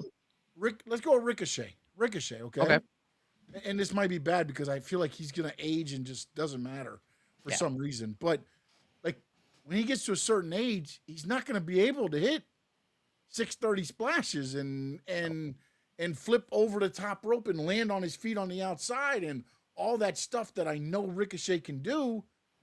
Once he loses that, who is Ricochet? You know what I'm saying? And that's where, like a lot of these guys, and, maybe tonight we don't get to it because we're way behind on topics. We might have a 3-hour show here if we do anything else. But when you look at it, if you can't do what made you, the person that they respect now, don't go tarnish it by trying to do. Like, again, if you want to do a comedic spot in the ring or something like that, okay, but don't go out there to have a match when Mick Foley wasn't even known for having matches before. He was known for having car crashes. Yeah, dude. Like that's the problem where a lot of these guys fail. And God, I wish we were going to that subject next because this is where I feel like, they forget who they are in the ring because they so badly want to be that outside the ring. And as you said, yeah, you kind of get forgotten a little bit about, but you're not the same person anymore. That's the problem. But it's so hard to let go too. That's the problem. It is, but at some point you have to understand. And again, I had never been to that level to where, I've never been to a Mick Foley or Ric Flair. I'm thinking everybody's wrestled way past their time frame. I mean, look at Chris Jericho. He hasn't let go. Never had that. Yeah, but Chris Jericho got to a point in his life to where it became a skit in a way, and then he got serious when he got back to AEW. Yeah. This last few years in WWE was really about the list and all that stuff, and that's what he had become. And then he got back in AEW and he wanted to wrestle 40-minute matches again, and I was like, ugh. Well, look at Ric Flair. Look how long he wrestled for. Exactly. And then when he came back, he wanted to do a rematch. Like, and they were talking about running that. I'm like, bro, how again? Yes, when you were in the ring in your heyday, you were doing 300 days a year, an hour, but that's not who you are now. And that's where, legacies get tarnished. Because now, unfortunately, in today's age, we're recency biased. All day. I forgot about that Nature Boy that went 1 hour on a Monday, 1 hour on a Tuesday, an hour on a Thursday, an hour on a Saturday. I forgot about him because I'm watching this one. You know what I'm saying? Like, that's the part where I think a lot of these guys, you got to sit back and go, okay, you want me to do what? Okay, I can do a little bit of that. But again, for Mick Foley to get in a match, I need him to do the diving elbow off the apron. I need him to do stuff that his body probably can't do right now. I mean, think about it. The UFC fighters, Anderson Silva, a guy who fought and had no business fighting after a long time. Chuck Liddell's another one that suffered a lot because he just didn't know how to call it quits. The problem is once they get that, what is it, punch drunk, or like one punch, where normally you could take a lot of punch and eat them. Like Chuck Liddell for a long time in his career could take punishment. Yeah. Then as he got older, that punishment couldn't take anymore. His chin couldn't hold up. Done. Yeah. And it was like that. Let's.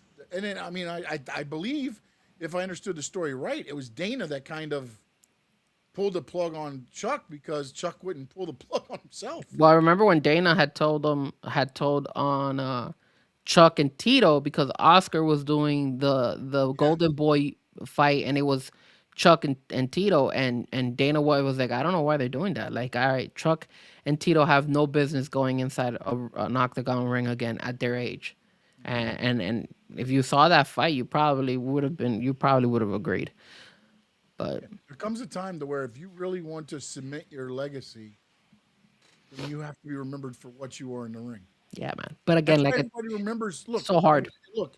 I know all the stuff that he did in his ring and all the drug problems and whatever with Shawn Michaels, but people remember the Heartbreak Kid because he doesn't keep doing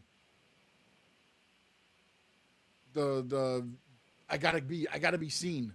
No, I'm done. That was before. I can't do that anymore. But I Yeah, think also Shawn I can Michaels is deliver I can deliver a super kick here and there, but I'm not gonna sit there and go back in and try to wrestle. yes. But here's the key thing. Once you leave or like officially lay your gloves or call it quits, you have to find a niche that, in my opinion, is still very associated to what you did. And then if you're good at it and you start loving it, then there's no reason to go back into the wrestling ring, into an octagon, into a field, into skating, whatever. So like Shawn Michaels is a perfect example. They gave him the opportunity to run NXT and he found his niche. He's like, "Yo, I love this." He Yeah. wasn't like that. I seen the video of Maven saying, "Yo, Shawn Michaels wasn't like that when I was wrestling." At WrestleMania 14, I mean, he said himself, he's on so much drugs, you don't even remember it. Yeah, and He he just would remembers treat. being so like done with it that and you don't even remember what happened. But now he found his niche. Now he runs NXT and he enjoys it. And now he But enjoys also teaching you talent. watching, but also the other part of it is he's got to swallow a little bit of his ego. That is true. He's got to not be Shawn Michaels. He's got to be Michael Hickenbottom to be able to sit there and do that. That's the problem that a lot of them, like, they don't become like using me just by name because it's easier. You're Sean Allen in the ring. You're Sean Stanley outside of the ring. Yeah. You got to be able to separate that. And unfortunately, there's some in that can't separate it. They think that's who they are. And yes, you might have lived that lifestyle when you were doing it, but that you got to be able to separate them because And again, after a while, it becomes if you're always that person, that's what they're remembering. They're not remembering the guy that went, using Ric Flair as an example, 60 minutes every night of the week. and look, Legend in the ring, but it's starting to lose a little bit of tarnish from outside the ring curriculars. and these guys are huge, famous, and gals, famous as hell. I'll give you a perfect example of a nobody. Myself, I love playing soccer. I suffered a concussion. At my age, it's not healthy. The doctor told me, Frankie, you gotta go get yourself checked. And if the doctor clears you, you really have to consider if you really want to play soccer again. And it's hard because I haven't been playing for the last 3 weeks, 4 weeks now. And it's hard. And nobody's watching me. No, I'm not getting paid. I'm not doing anything. Just the love of playing. So I get where a lot of people come Let me with. tell you, Frankie, right now, I will go with my phone. You'll set your cleats down. I will record it. And That's it. I just record it for you so you can get a lasting impression. oh, you're an idiot. I'm serious. I'll do it if it comes down to it to where you have to. We'll put together a little video for you, man. Yeah, man, it's tough. It's tough, man, I because mean, it's not, dude. Like when tough. when I transitioned into doing radio and stuff like that, and I had to leave. I mean, of course, I was older and stuff there too, but and again, I was never to the level that a lot of these athletically or anything. Not that I was like, if I stayed around, great. I'm doing 10 more years, maybe here on the South Florida scene. But at some point, I was just like, yeah, you know what? Okay, it's great. But then again, we went that one time, and then I was like, oh, God, I wish I could do it again. And I told you, I was like, I don't think I can do any more shows. See, I didn't want to bring that I'm up. sitting there like, Yeah. oh, I watched something and I'm like, oh, I would have done that differently. Oh, I could have done that. Oh, Yeah. And it's like, you start, like you said, it's like, okay, yeah, you do get the itch, but also you have to understand, though, that's where the ego part has to come out. And that's the problem where some people. And your health, right? Your health. Yeah, well, no, yeah, definitely. I was still Your moving around. health. God forbid Mick Foley goes in the ring and could hurt himself. Yeah. So Yeah, and he's not in shape. I mean, yeah, great, you lost 100 pounds, but Mick, you were never a guy that was like in shape, anyways. And now, what, you're gonna go out there for an hour and try to wrestle for something? Like, that's the one thing. Let's talk another thing real quick, Bubba. We got about 20 minutes, and then we'll be out of here because I don't want to keep everybody. And to you either, Frankie. I mean, you've been on here already So Bubba did some things, and he talked about. He came out against last week's episode of Dynamite, saying the show failed to build on the excess of AEW Double or Nothing 2026. Now, again, remember, the pay-per-view thought was a rousing success. Here's his comments, okay? He said on this week's Dynamite being business as usual, he said, I thought maybe, just maybe, with Philadelphia as the backdrop, he cursed there, for his first live TV show after the pay-per-view, you've got 4,000 people. 4,000 people can sound very, very lively, and then business as usual. I can't stress to AEW enough how much they need a rallying cry from their fans. You can't keep doing what you're doing. Yes, you'll have a great pay-per-view. Yes, people will love it, and then people are going to be like, the TV turns into no big deal. AEW fans need a reason other than AEW TV. They need to be proud of the company. They need to want to be a part of this movement. Otherwise, I feel like they just keep getting let down every week with television, especially the TV coming out of pay-per-views. Then he said on AEW needing to celebrate its victories more often. He said, I experienced it firsthand with ECW. I'm not saying AEW needs to be the next ECW. I'm saying you can learn from some sort of things that ECW did really well. And there was never been a fan base in history that has been loyal to a company as ECW fans were to ECW by far. So all I'm saying is AEW, please celebrate the victories with your fans. Don't allow them to forget about it because you just move on. Start off your show by going, hey, 2 nights ago we did this, and we're going to continue to do this, and we appreciate you being by our side. Frankie Fresco, I know you're Mr. AEW, and we've talked many times on this show. AEW delivers consistently on pay-per-view. Do they have some letdowns here and there? Yes. But it feels like there's a disconnect between pay-per-views and TV shows. Your thoughts on where Bubba Ray was going with those comments? Okay. If I go back a couple of months ago, I could agree with what he's saying. But not now. What is he talking about now? I think right now, Dynamite, I mean, I just finished telling you that in Collision, they were already showing us and giving us a little bit of taste of what we're going to get for Forbidden Door. You had MJF, who just beat Darby Allin, out there again, celebrating his world championship. And then here comes the next guy who wants to come after him. You had the whole Kevin Knight. Tonight, by the way. You had Kevin Knight, the betrayal to Speedball. You have all that lined up. What the hell is he talking about? I think they're doing a really good. I don't think he's talking about like the storylines of expanding the storylines there. What he's saying is, you know, come out and celebrate like how great the pay-per-view was as a whole. Yes, you're extending the storylines. Yes, you're doing all that, but it just becomes another TV show. Like for instance, how does every WWE pay-per-view start? Or Raw after usually. Last night recap. We're in Italy, then they go through the recap or things like that. But AEW does that too. Things like that to get the fan base excited. Because again, man, I think the problem with AEW isn't, I mean, they're growing. Their attendance, the last 4 shows, live attendance was 2389 in Nashville, 2896 in Portland, 3856 in Philly, and tonight's going to be 3172.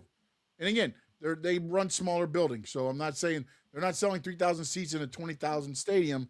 I don't know what they can hold. I don't know if they're sellouts or not, but the attendance for live shows are growing. Problem is the numbers for TV are not. But here's my thing. When he says that, what is he talking about? Because they do recaps of what happened during the pay-per-view. Like, they won't do it to start off the show, but let's say MJF is gonna come in and talk about it, they'll do the whole snippet and show the what happened that previous pay-per-view to lead up to MJF coming out and then talking about it. So I don't get what he's saying that. I don't understand why he's criticizing that, because AEW is doing that. They don't do it like WWE right off the beginning and do like a whole summary recap, but they do snip it into each one of them. So when he says that, I don't get him. I don't see the disconnect. I honestly see that is the right thing. Now, why is there a disconnect between the Wednesday night and Saturday night shows compared to the premium live events? Sean, to be real honest with you, I I, I feel like I think before, I like I told you, I think they would just not drag it, like just let it go and move on to the next one. I think they're. I don't know if the numbers are gonna get improved, but I feel like I'm actually wanting to tune into Dynamite. Like today, I want to see who's going up against, who's gonna win between MJF and Roosh. I want to see who is gonna be the wild card. It might be Mercedes Monet. It might be Zelina Vega. I don't know. I want to know who that girl is who's gonna fight against Alex Windsor. Like, they got me invested. Like, I don't get it. Months ago I could agree 100% with Bubba, Well, I but think now look, I don't. I we've feel like talked they're about going the this right way. before. We've talked about this before, though. We're not the wrestling fans that AEW needs to target. They need to target the casuals to grow, because we're gonna watch it regardless. Me, Well, no. There was a couple of times that we have. I mean, there's been times where we won't watch it for a while, but again, we look at it and say, oh, now they're getting better. We can get reinvested back into it. Yes. Some people will be like, I'm done with their TV. I'll watch their pay-per-views, and that's it. Because again, most of the time you don't have to keep up with their you used to not have to keep up with their TV shows to understand the pay-per-view. You didn't. You knew the match was gonna inside the ring was gonna be 5 stars, 4 stars, whatever, and go from there. And also, Dave Meltzer, got a question for you, my man. Why the women can't get 4 stars? 3.25, 3.75. Every male match was 4.75 or higher. I mean, what's going on there, bro? All right, but anyways, I digress. But I think there is a question there to where, did they lose certain people to where it's like, I won't go back to AEW TV, but I'll watch their pay-per-views. I mean, they've trained their fans like that, right? I think that could be it, because that's the same way you could say they've trained the WWE fans. So maybe that's, Yeah. and it's gonna take, and it's gonna, conditioned to know, and it's gonna take time. I have to do that. Like, because like again, you tuned into this pay-per-view and you're like, what the hell's Kevin Knight doing? If you weren't following the shows, you had no idea what the hell was going on there. You're like, oh, Kevin Knight, oh, okay, all right, oh, he turned. I mean, any wrestling fan would know, okay, he did a turn, but you wouldn't have been able to know how it was coming along, because if you watch TV, you could see how it was kind of developing. I didn't expect it to happen then, but once it did, I was like, oh, okay, that's what they're building up to. Good. That was good. You know what I'm saying? And that's where I think a lot of the problem comes from. And it's not, I think he might have used the wrong words, like celebrating wins, to being more connecting. And I think that has just to go to conditioning the audience to being like, hey, if you miss an episode, you're going to miss something.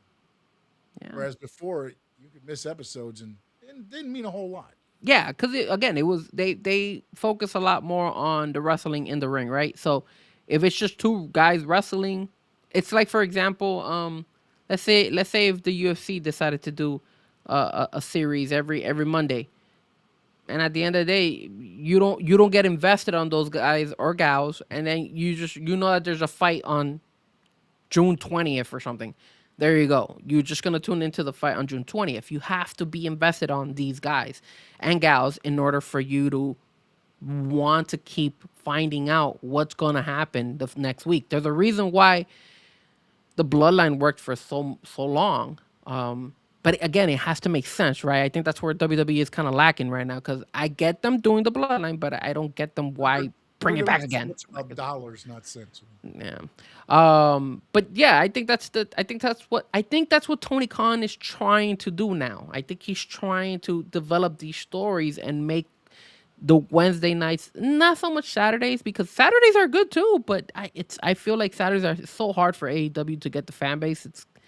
I mean, look, remember they used to have the Friday night shows as well, and that eventually had to be, cut off. But at the end of the day, I think he's improving in that. That's why for Bubba Ray to say this right now, I felt like, yo, it's the wrong time, bro. Like you should have said this months ago. They're making a turn.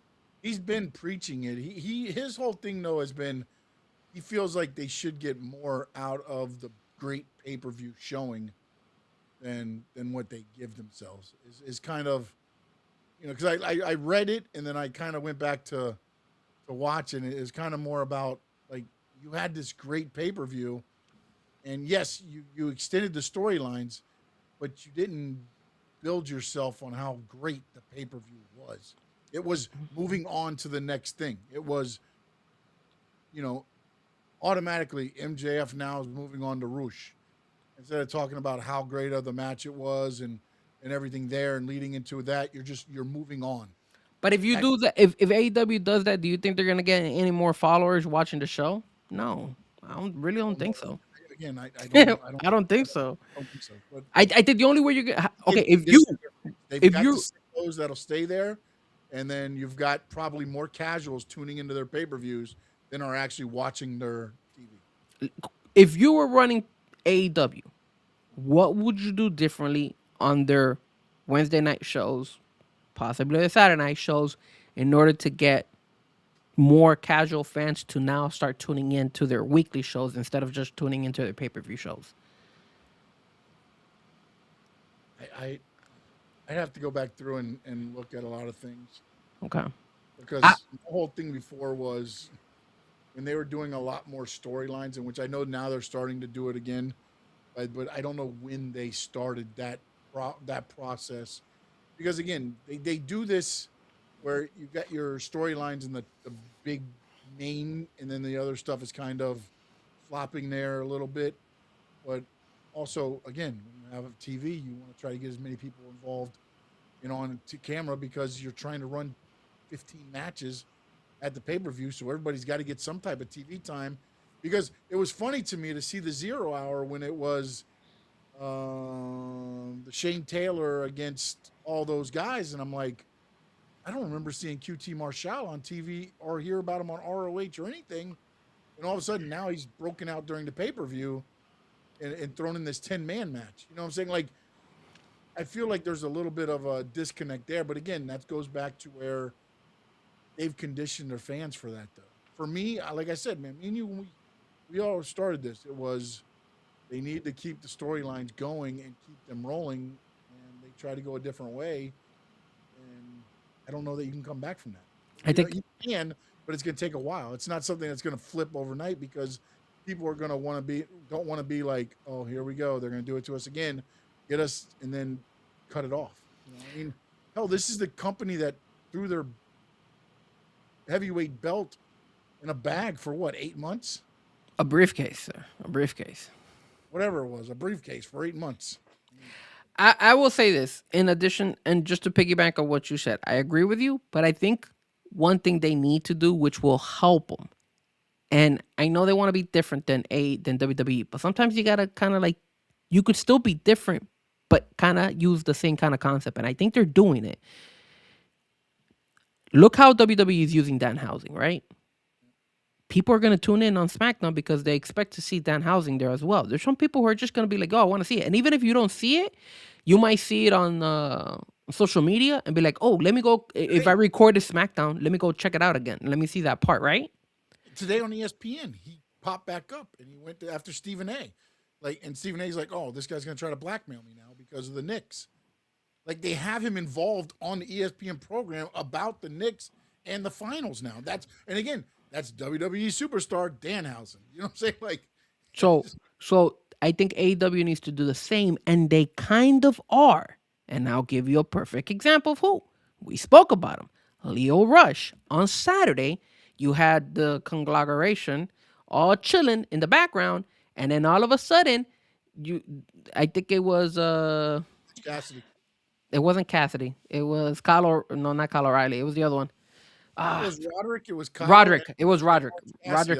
Yeah. So Roderick Strong goes and says, "What is that?" And then all of a sudden you see Leo Rush with the umbrella, and then you see him move out, and then he starts creeping out, and then all of a sudden Orange Cassidy out of the blue naturally, which was the best thing you could do, and I think they should do it with everybody now, says don't move and he won't attack us, or he won't do anything to us, Don't move and he can't see you. and you can't see it. Yeah, exactly. That's when he was going through the screen real slow.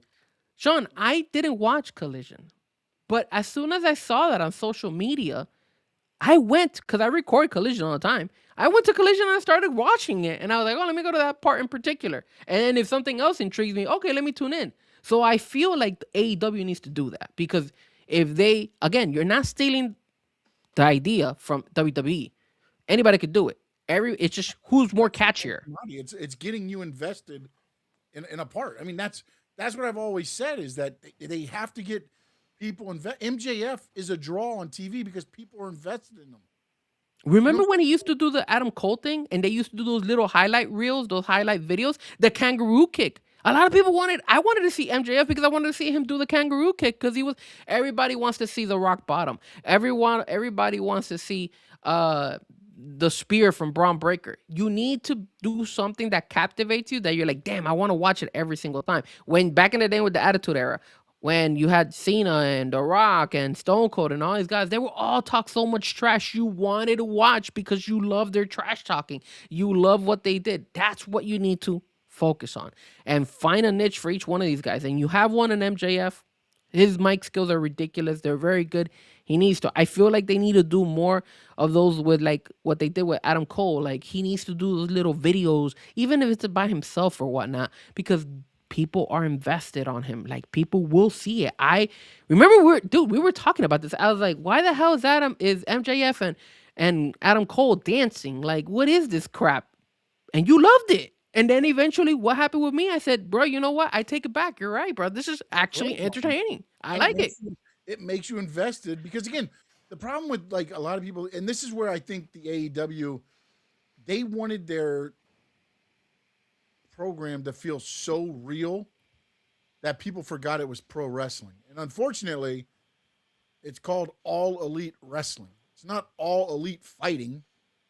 It's All Elite Wrestling. And you want people to forget that you're pro wrestling and look at, and yes, the athleticism is part of it. That's why Will Ospreay, people are like, oh man, Kyle Fletcher caught my attention because I'm like, this dude's got something, man. Like when he first came in, I was like, oh, and then I was watching him, I'm like, dude can go. And now you watch him and he's the proto star. And it's like, okay. And these guys have got the conglomeration. You're telling me you can't get Mark Briscoe to sit at a desk and do a conglomeration talk show, Piper's Pit or something stupid with those guys? I mean, their entrances was like the Fringe where they got the couch and they come in the door. Like there's little stupid things you could do on there. You know, like, I mean, even with get MJF a talk show or something where he interviews people and runs them down like what Bayley did with the Ding Dong or whatever it was that she did on the thing where just like as a heel you just run everybody down no matter what. There's things you can do with guys there. The problem is they want to throw and I don't mean nothing against them, but like the Death Riders, great, they can kick ass, but this is pro wrestling. They're not really kicking ass. No, because a lot of times they lose too. No, but I mean, yeah, they probably are the most legit badasses on it, and they could whoop my ass right now. But I also know this is pro wrestling. So, yeah, okay, great. They go in there, but it's like Daniel Garcia, I thought was better as a dancer when he did his stupid thing than he is now as this, like, now I'm supposed to believe he's a badass? Yeah, he's kind of disappeared. His fall. And his arms are, like, that big? Yeah. I'm not acknowledging anybody. I'm just serious. He's not the biggest guy. Yeah, sure. He might be able to come out there and whoop my ass. I don't know. But it sure as hell don't feel like he could. Yeah, he's taking a backdrop. I'm not going to lie. And then you put him in with Claudio, who's a legit badass, and Pac. And it's like, I'm supposed to be afraid of him? The other two scared the shit out of me. This guy, no. And don't forget that Will Ospreay was... Punch him with all of them there, Marina included. I'm probably punching Daniel Garcia. And not only that, but they also stuck in Will Ospreay for a minute there, like him training with them. So I'm like, damn, like Danny Garcia is like really, really falling behind here because What I I did like about the Will Ospreay story is they didn't make Will Ospreay a comedic character anymore. And I thought that was cool when he came to the ring and he meant business. And he had to mean business because he was taking on Samoa Joe. I felt like it brought out another layer for Will Ospreay. So I like the fact that they did that. gotcha. Yeah, it wasn't bad. Wasn't bad. All right, we'll save the other topics for next week because I'm sure the other one will be around for a long time, almost as long as the ride for Space Mountain. Ah, this guy. All right. Frankie, my friend, man, let them know where they can get a hold of you. Yeah, man, you can catch me at Fresco Music or Frankie Fresco on all social media platforms. You could also catch me. I'm usually DJing around here and there. So if you follow me on social media and you ever want to say what's up and meet me in person, just tune into my stories. I'm usually there. I'm usually DJing whenever I can. And then of course, I don't know. Dude, I'm very, very I'm contemplating it, Sean. There might be the return of a podcast, but just for the World Cup. Cause Oh, cool. my brother and me, we talk a lot, and then we might bring in somebody too, and it might be in Spanish actually, because my papa wants to talk soccer. So I told my dad, I was You like, gotta Dad, do it, bro. Do it. I Man. said, I don't know, because my Do dad was. If you think I'm bad when I get upset and you get upset, like my dad is like That's perfect, though. twice upset with you Yeah, when but when you we. know what? when There's when we- somebody out there that can relate to that, especially when it's their team letting them down. Like, Yeah, that's dude. That's good stuff, man. That's my awesome. dad. So so Come we over to might. listen. You know what? I will sit there and listen to it on subtitles. So we might be working on that. Might be working on that. I talked to my dad, and my dad said he's down. I said, "All right, Dad, let me see if I could get something in." Especially since my dad is retired, so he really doesn't have like the only one that actually doesn't have the time is me. I'm the one that has to make time for him. Everybody's on your schedule, Frankie Fresco. Yeah, because he has any day. He could do anything. I mean, as long as he doesn't have What's like a going to doctor's happen? Your appointment. brother and him are going to do the podcast. And you're going to be jumping in on your car, driving from gig to gig. It's so crazy, but like over the weekend my dad called. I called my mom and I told my mom, because I don't know if you saw. If you guys don't know, here in Miami, unfortunately, there was a shooting in the IHOP, and that was right by my house. That was not that far away. That was where I live. I don't go to that IHOP anymore. I used to go to it, but I'm not an IHOP person. I'm more of a Denny's. I like Denny's better. Oh no, you got to get them. The problem with IHOP is that IHOP service sucks. It's so bad with service. It takes forever to get there, but Denny's service is good, and I like Denny's nachos, man. So I'm not gonna lie. Anyways, long story short, there was a shooting there. So my mom calls me. She's like, "Frankie, are you okay?" And I'm like, "Yeah, why?" She's like, "Did you hear?" I'm like, "You know what's funny? I did hear about that shooting. I saw it on social media, and funny enough, when the shooting happened, I was coming back home from DJing, so I saw those cops there and everything. And I was like, oh, I'm not gonna go through there because it's probably gonna be like some issues. So let me just make a left turn here and go down this other road. So we started talking about that. And then my dad got on the phone and we just started talking soccer. And then we ended up talking for like 4 hours, just straight soccer going back and forth between me and him. So my dad brought it up. I said, time strain on that though, because I don't know if everybody's gonna listen for 4 no. But my dad is a beast when it comes to that. Like he doesn't care. He'll talk his mouth off. Like he could be wrong. He could be wrong 20,000 times. That makes it even better. But That he's makes it not even gonna better, he's not bro. gonna let it go. So we'll see what I could do. And then one last time I want to give a shout out to the homie. I haven't seen him because I'm pretty sure he's having dinner with his family, stuff like that. But shout out to the homie Official DJ Memo. Today's his birthday, turning 29. So Happy birthday, Memo. happy birthday to Official DJ Memo. Happy birthday to my friend DJ Entice. He's actually one of the DJs at 103.5 The Beat. His birthday is tomorrow, so happy birthday to him. And then also, last but not least, my friends Frisco and Yoyi, their birthdays were yesterday. So happy belated birthday to those guys. Everybody's birthday. Everybody I know is their Man, birthday. happy birthday to all. Happy birthday to all. So happy birthday to all those. You good there? Yes, you're good. You never gave your social media or Yeah, I did. I said you follow me at Frankie Franco. Oh, and don't forget to hit the subscribe and like for The Square Circle I'm sorry. Digest. I got so enthralled with you talking about your dad. I didn't even hear you mention the stuff, man. I'm sorry. Check me out at on X at SS_sports talk. Check me out here on Stanley Media House Network on YouTube. Subscribe. Check me out on Stanley Media House everywhere else. And starting next week, I may have some surprises. I bet Grandpa duty this week. So, and also some other things going on. So hopefully have some other stuff coming out next week. Bounce DJ, Tony, no doubt. Appreciate you guys. Oscar, as always, in there. Adrian, in there as well. I think I said Steven Gonzalez. Make sure I thank him. Hideous Stability HK. It's my boy. Thank you, sir. Thank you. Another new listener today. Another new watcher. Appreciate you. Let's see here. Going through. Bobby, appreciate you being in as well. Also, make sure you check out, they got a new channel, No Holds Barred Wrestling. Make sure you check that out. They actually moved that to a channel now. That's awesome. Please go like that No Holds Barred Wrestling podcast channel. Make sure you subscribe, follow them. They do a lot of breakdowns of the rewinds of WrestleManias. I know we're on there, and a whole lot more coming to it now that it's a channel. So make sure you check out Nice. Bobby and Josh over there, and whoever else they got jumping in on with them. Great talk wrestling there. HDBLAKC was in the house. We thank them. And me, Papa.